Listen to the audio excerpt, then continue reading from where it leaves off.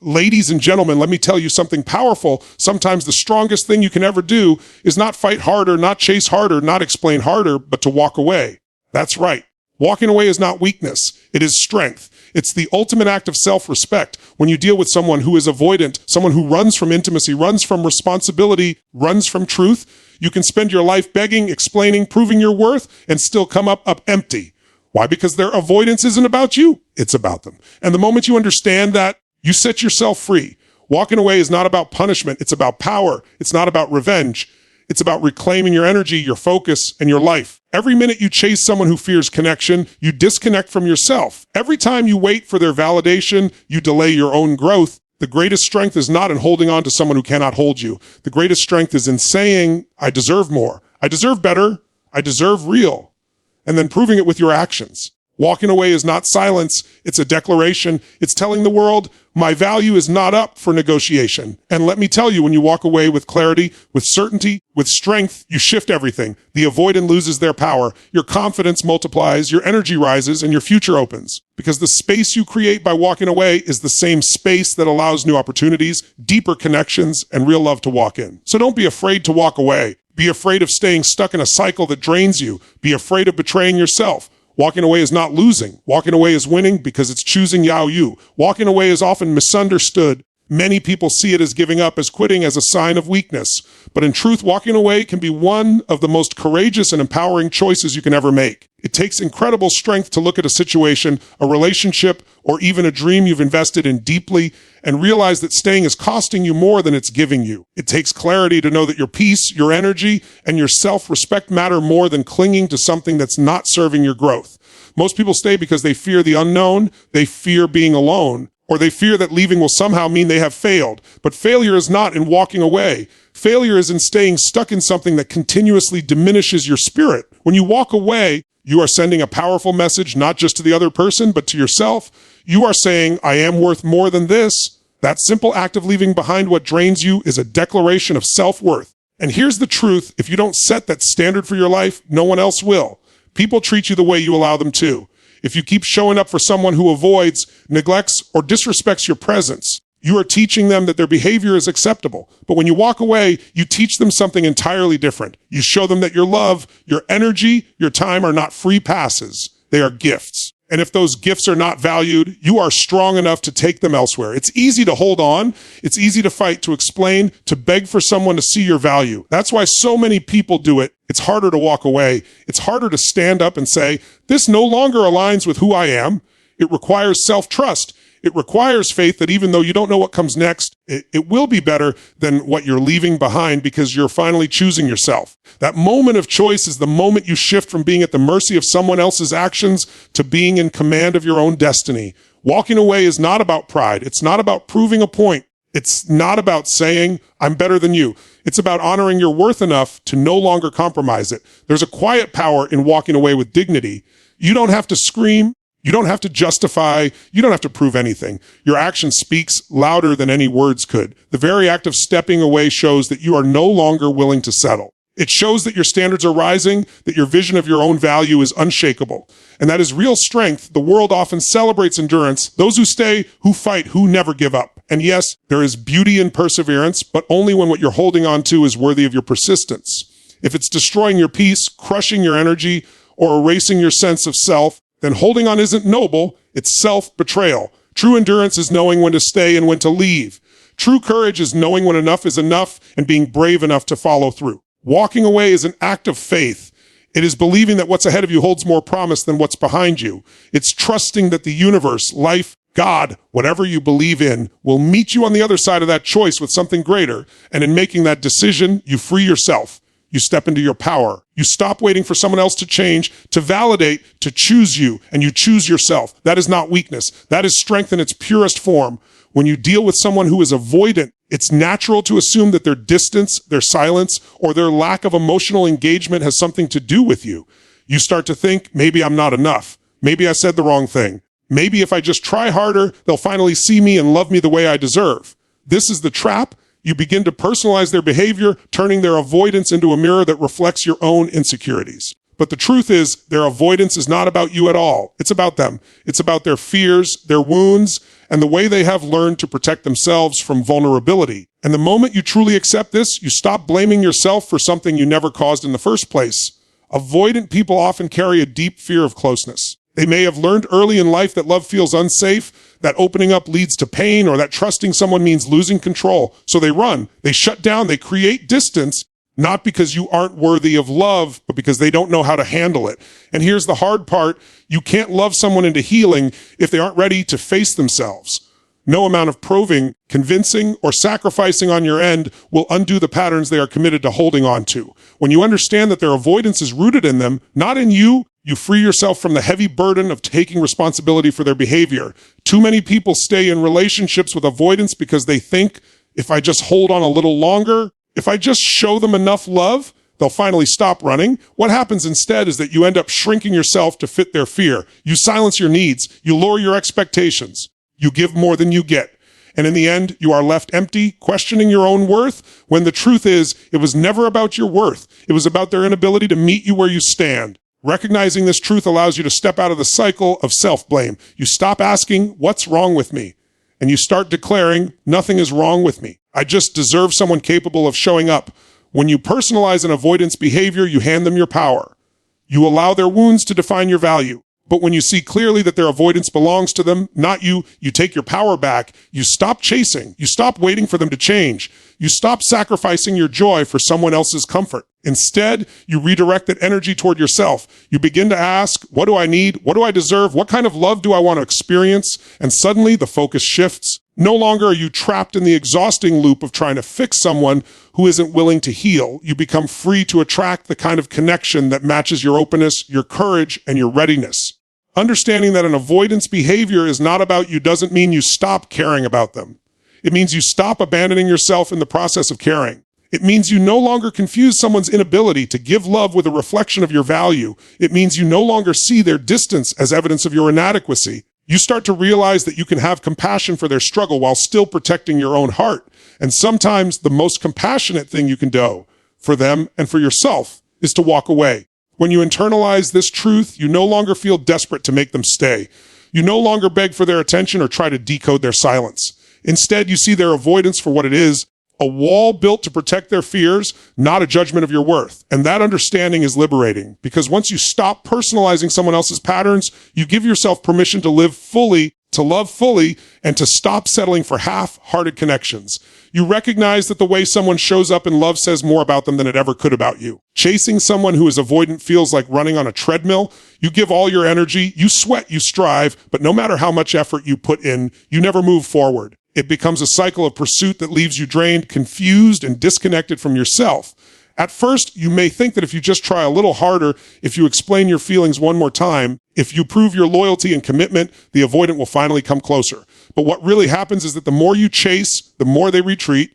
And in that process, you lose sight of your own needs and silence your own voice. Instead of being grounded in your truth, you become entangled in their fear. The danger of chasing avoidance is that it teaches you to live outside of yourself. Your energy stops flowing toward your growth, your purpose, and your joy, and it gets redirected towards someone who refuses to meet you halfway. You begin to mistake their distance for a challenge you must overcome, rather than recognizing it as a pattern that belongs to them. Each time you try to pull them closer, you unconsciously push yourself further away from your own center. You stop asking what makes you happy, what fulfills you, and what nourishes your soul, because you're too busy asking, how can I make them stay? This is the subtle erosion of self that chasing creates.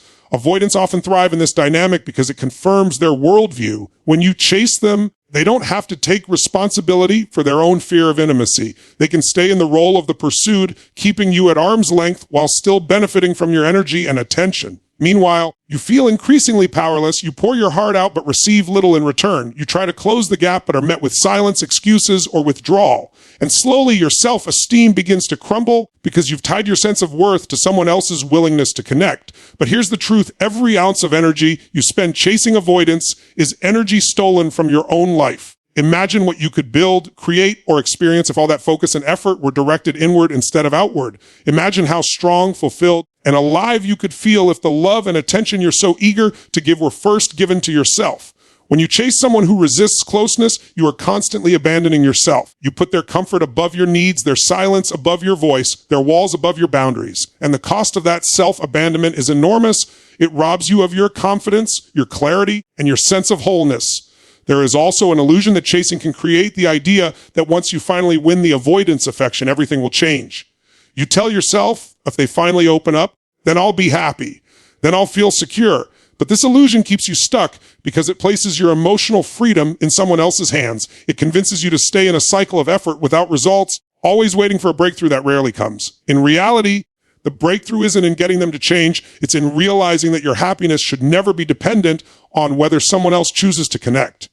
When you stop chasing avoidance, you stop living in reaction to someone else's wounds. You start living from your own truth. Instead of asking, how can I get them to stay? You begin to ask, what do I want? What do I deserve? What kind of love am I willing to wait for? This shift pulls you back into alignment with yourself.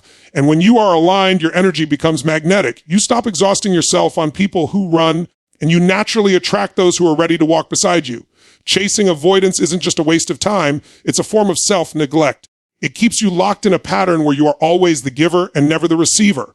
But once you understand that chasing only deepens your disconnection, you gain the power to break free. You realize that the only pursuit worth your energy is the pursuit of your own growth, your own peace, and your own fulfillment. And when you choose that, you no longer lose yourself in the effort to win someone else. You find yourself again. Walking away is often misunderstood as revenge, as if the goal is to punish the other person by showing them what they've lost. But the real truth is much deeper. Walking away is not about trying to hurt someone else. It's about protecting yourself. It's about standing so firmly in your own value that you no longer need to beg, chase, or prove anything. It is the act of declaring, this is what I deserve, and if you cannot give it, I will not diminish myself to accept less.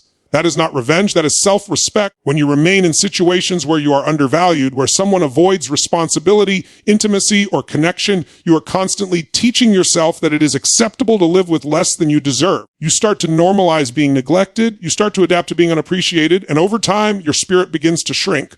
Walking away breaks that cycle. It resets the standard. It's not about proving a point to someone else. It's about proving a point to yourself. It's about saying, I am done betraying myself in the name of holding on.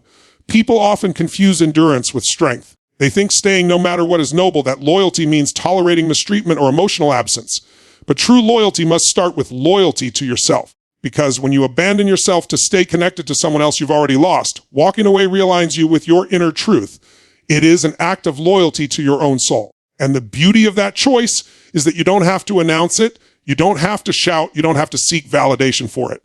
Your actions are the declaration. Your absence speaks the truth that your words no longer need to explain. There is a quiet, powerful energy in walking away with dignity. You're not slamming doors. You're not begging to be seen. You're not demanding recognition. You're simply moving in alignment with your value. And in doing so, you shift the dynamic entirely. The avoidant loses the power to control the pace, to dictate when and how connection happens. By stepping out, you step back into command of your life. You no longer allow your worth to be defined by someone else's fear. Walking away also sends a powerful message to the universe, to life itself. It says, I am ready for more. I am ready for better. I am ready for the love and respect that matches what I am willing to give. And the moment you make that choice, space opens up. Space for healing, space for growth, space for new connections that will not make you beg for love, but will meet you with openness and reciprocity. Without that space, you remain stuck in the endless loop of waiting and hoping. By walking away, you create the conditions for transformation. And perhaps the most important piece to understand is this: walking away is not about controlling what happens next for the other person. It's not about whether they regret losing you, whether they change, whether they come running back. That is not your business. Your business is your own energy, your own boundaries, your own life. Walking away says, I cannot control what you do, but I can control what I allow, and I will not allow myself to be diminished any longer. That's where your power lies. When you stop seeing walking away as revenge and start seeing it as a declaration of your standards, everything changes. You no longer feel desperate for closure because you've already closed the chapter with your actions. You no longer need them to validate your pain because your choice validates your strength. You no longer wait for someone to finally give you what you deserve because you've already given it to yourself. And that, more than anything, is the definition of self-respect. When you make the choice to walk away, something incredible happens. You begin to reclaim the energy that was once tied up in waiting, explaining, proving, and hoping. All that mental, emotional, And even physical energy you poured into trying to fix someone who refused to meet you halfway suddenly returns to you. For the first time in a long time, you can breathe without wondering what they're thinking. You can focus without constantly worrying about whether they will stay or pull away. This reclamation of energy is not just freeing, it's transformative. It gives you the clarity and strength to rebuild yourself in your life from a place of wholeness, not scarcity. The moment you walk away, your confidence begins to rise. It's not instant, because the residue of doubt and fear may linger, but slowly, step by step, you begin to realize the strength it took to choose yourself. Each day you stand firm in your decision is a reminder that you are powerful enough to put your well-being above your need for someone else's validation. That kind of confidence isn't loud. It doesn't need to be. It's the quiet certainty that comes from knowing you refuse to settle for less than you deserve. It's the calm power that grows when you take back control of your own story. Walking away also creates space that avoidance once occupied. You may not even realize how much of your life was consumed by the cycles of their pulling away, and you're chasing after them. That cycle leaves no room for growth, no room for joy, no room for deep connection. But when you step out of it, suddenly your life opens up. That space is fertile ground for new opportunities, for friendships that nourish you, for love that is mutual, for passions that reignite your spirit.